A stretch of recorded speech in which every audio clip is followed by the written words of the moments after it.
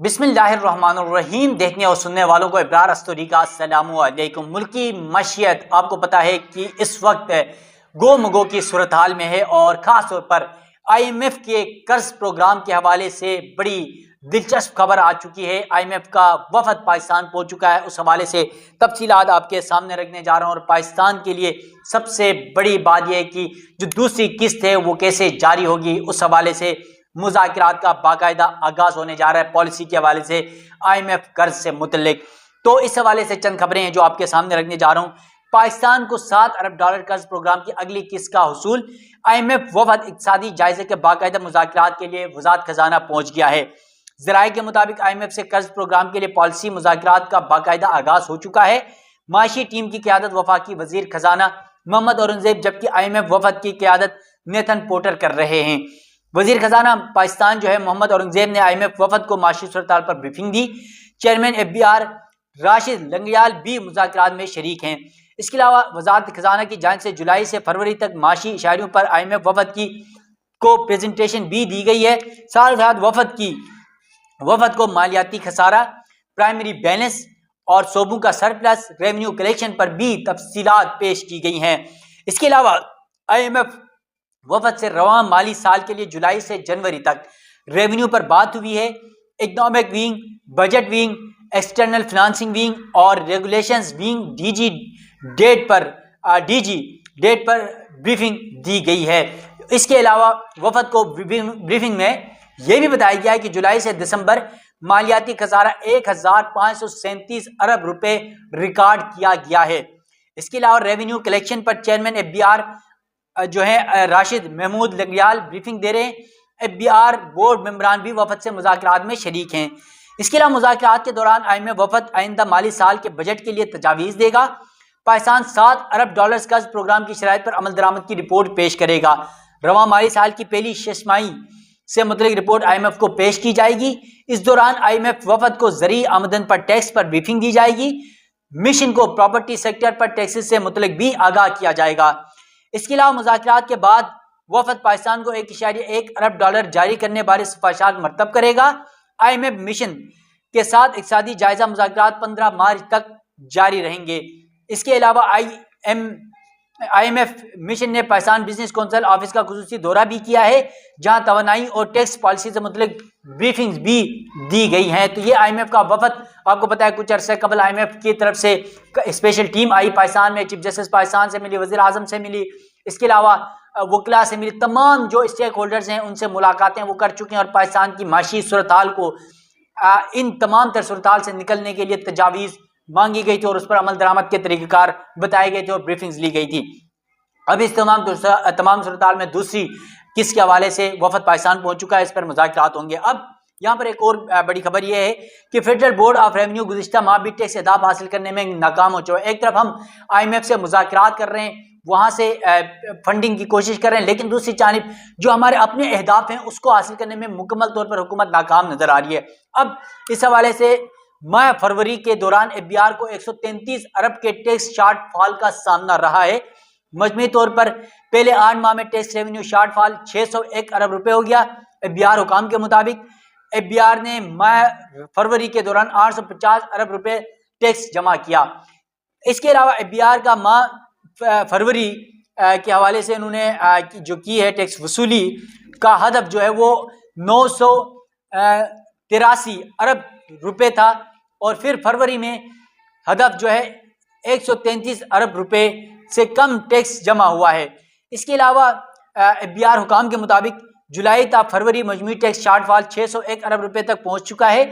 جولائی تا فروری 3746 ارب روپے ٹیکس جمع کیا گیا، جبکہ رواں مالی سال ٹیکس وصولی کا مجموعی ہدف 12970 ارب روپے تھا۔ یہ FBR کی تفصیلات ہیں، اور پھر FBR اپنی اس ناکامی کو شو بھی کر رہا ہے، حکومت کی ناکامی کو شو بھی کر رہا ہے کہ ٹیکس کے جو اہداف تھے اس میں 133 ارب روپے کا شارٹ فال ہے۔ اب یہ ٹیکس فال ہے، اور 8 ماہ میں FBR کا ٹیکس شارٹ فال 604 ارب تک پہنچ گیا ہے۔ رواں مالی سال کے 8 ماہ میں FBR کا ٹیکس شارٹ فال 604 ارب روپے تک پہنچ گیا ہے۔ بین الاقوامی مالیاتی فنڈ سے 31 مارچ تک 91 خرب 68 ارب روپے ٹیکس وصول پر اتفاق کیا گیا ہے، جسے پورا کرنے کے لیے رواں مالی رواں ماہ 18 خرب 25 ارب روپے کی وصولی درکار ہے۔ اس کے علاوہ جولائی سے فروری 2025 تک FBR کی مجموعی ٹیکس وصولی 73 خرب 43 ارب روپے رہی، جبکہ اس کا ہدف 69 خرب 47 ارب روپے تھا۔ فروری کے مہینے میں صرف 847 ارب روپے ٹیکس جمع کیا گیا، جو مقررہ ہدف سے 136 ارب روپے کم ہے۔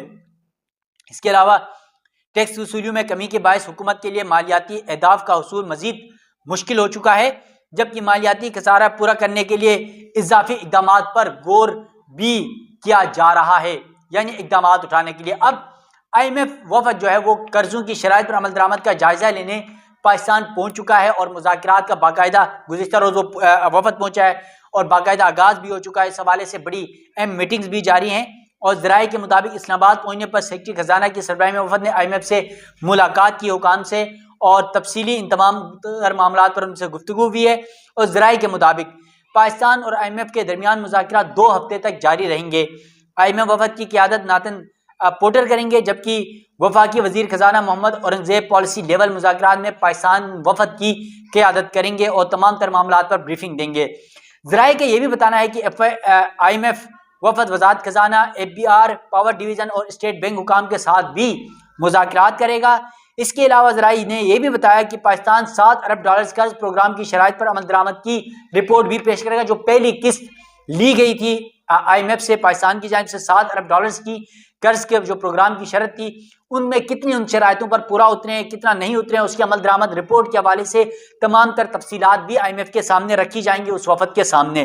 اس کے علاوہ رواں مالی سال کی پہلی ششماہی سے متعلق رپورٹ IMF کو پیش کی جائے گی، اور وفد کو زرعی آمدن پر ٹیکس پر بریفنگ دی جائے گی، جبکہ ذرائع کے مطابق IMF کو پراپرٹی سیکٹر پر ٹیکسز سے متعلق آگاہ کیا جائے گا، اور ڈیٹیلز کو ٹیکس نیٹ میں لانے کی شرط پر عمل درآمد کی رپورٹ بھی پیش کی جائے گی۔